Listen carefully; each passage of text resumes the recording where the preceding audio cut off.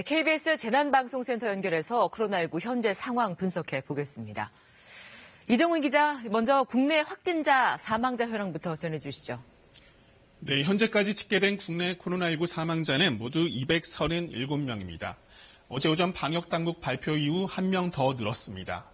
누적 확진자는 1,674명으로 집계됐는데요. 이 가운데 격리가 해제된 사람은 8,100여 명으로 전체의 76% 정도입니다. 날짜별 신규 확진자를 보면 사흘째 10명 안팎을 유지하고 있습니다. 또 최근 열흘 이상 붉은색으로 표시된 50명 미만을 나타내고 있는데요. 방역당국이 당초 목표로 정했던 수준을 유지하고 있는 겁니다. 어제 발표된 신규 확진자를 지역별로 볼까요? 서울에선 지난달 3일 이후 47일 만에 확진자가 발생하지 않았습니다. 경북과 부산에서 각각 지역 발생 확진자가 2명씩 나왔고요. 인천, 경기 지역에서는 확진자 3명이 발생했는데 이 중 2명은 해외 유입 사례였습니다.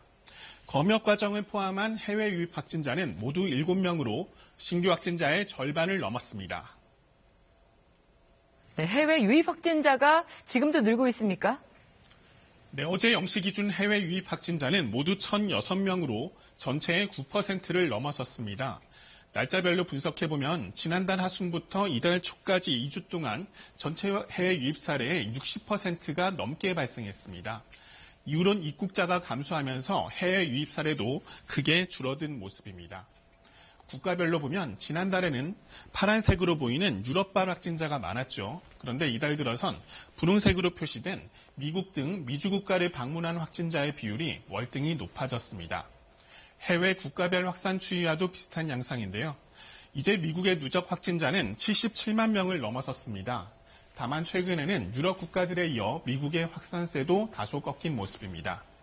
반면 아시아와 중남미 국가에선 최근 확진자가 급격히 늘고 있는데요. 인도는 17,000명을 넘어섰고요.